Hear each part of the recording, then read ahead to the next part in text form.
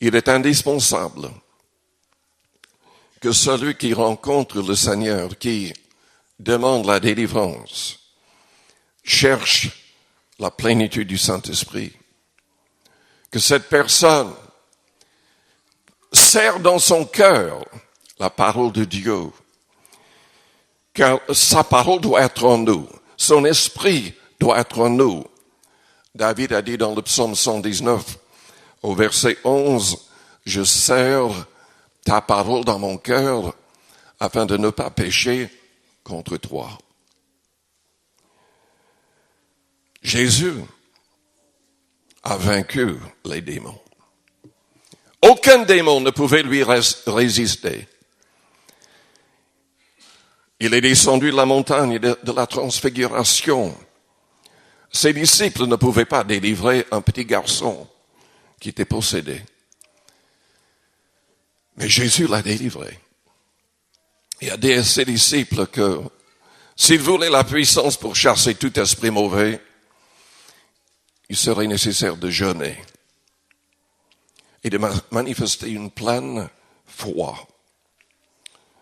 Nous pouvons être plus que vainqueurs, la Bible dit, par celui qui nous a aimés.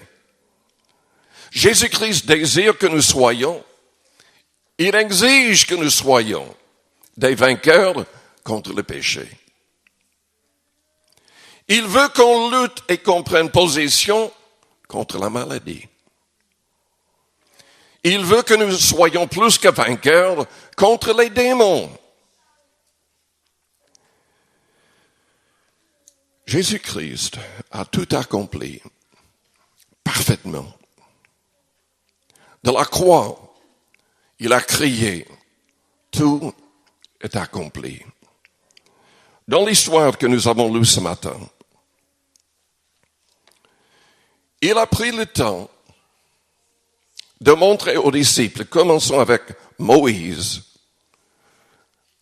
et passons par tous les prophètes, tous les passages qui parlaient de lui. Combien de personnes ont l'Internet à la maison? Si vous ne l'avez pas, demandez à quelqu'un qui l'a de vous imprimer les articles que nous avons écrits dans notre site dieusauve-moi.com. Car nous avons placé maintenant les prophéties. Toutes les prophéties que nous avons trouvées, 365 prophéties, qui commencent dans les écrits de Moïse, les psaumes et les prophètes. Les mêmes passages que Jésus-Christ a expliqués à ses deux disciples sur la route vers Emmaüs. 365 prophéties. Ces articles parlent aussi de découvertes récentes, car il y a des rabbins qui croient maintenant, qui ont trouvé dans les passages prophétiques de l'Ancien Testament que très souvent, si on compte un certain nombre de lettres,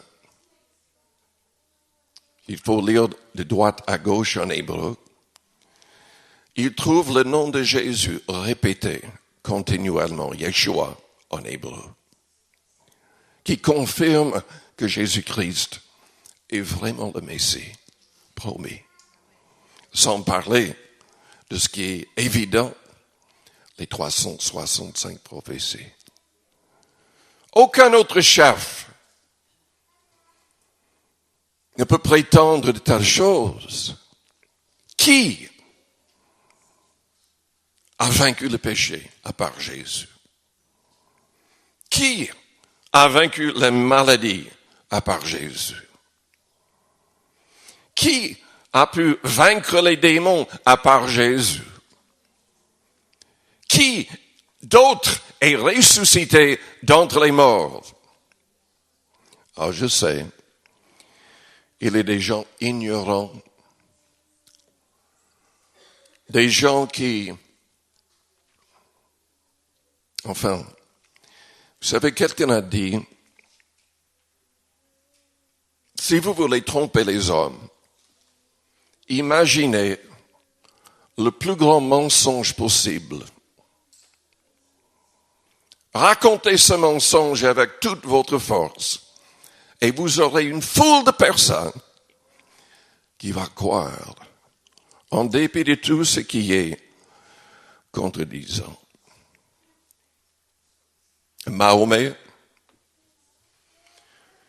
qui est un prophète très récent, 400 ans, plus de 400 ans après les apôtres, la Bible, le Christ, prétend que quelqu'un d'autre a pris la place du Christ sur la croix, qui n'a même pas été crucifié. Donc, il n'est pas ressuscité. Mais il faut être fou pour croire une telle chose. Et pourtant, il y a plus d'1 milliard de personnes qui proclament de telles bêtises. La Bible est très claire. La Bible est très claire. Sa propre mère était devant. Jean, celui qui l'aimait peut-être plus que les autres, était avec sa mère. Jésus leur a parlé de la croix. Personne n'a pris sa place. Tout le monde connaissait Jésus-Christ. Il n'y avait aucune manière que qui que ce soit prenne sa place. Il a été crucifié pour nos péchés. Et le 3e jour, c'est lui qui est ressuscité. Il y avait plus de 500 témoins en un seul jour. Pendant 40 jours, il se manifestait à plein de personnes, montrant que c'était bien lui, ressuscité. Il est monté en gloire. Il a envoyé le Saint-Esprit. Et les 120 qui ont obéi, qui sont montés dans la chambre haute, se mirent à parler en d'autres langues miraculeusement, selon que l'Esprit leur donnait de s'exprimer. Aujourd'hui, il y a plus de 300 millions de personnes qui parlent en langue, poussées par le Saint-Esprit. Nous avons notre mouvement, les Assemblées de Dieu, et le plus grand mouvement de Pentecôte.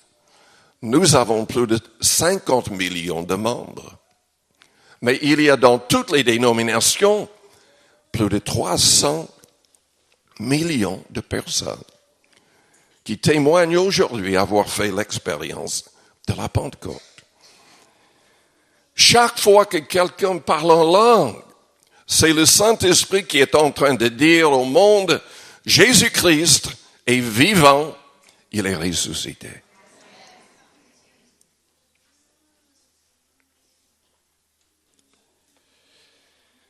Malheureusement, en dépit de ces faits bibliques et historiques, ce qui est le plus grand problème aujourd'hui, c'est la rébellion qui règne toujours dans le cœur des hommes. Il y a énormément de gens qui se présentent comme étant religieux. Il y a énormément de gens qui se présentent comme étant chrétiens, qui n'ont pas l'esprit, qui ne sont pas réellement chrétiens. Il n'y a que les gens qui honorent la parole du Christ, qui le mettent en pratique, qui sont les véritables chrétiens. Et le plus grand danger de notre époque, ce sont les faux chrétiens. Nous avons de plus en plus de dénominations, entre guillemets, chrétiens. De plus en plus de pasteurs, soi-disant pasteurs, qui se disent chrétiens, qui nient le Seigneur, qui nient les choses fondamentales de la parole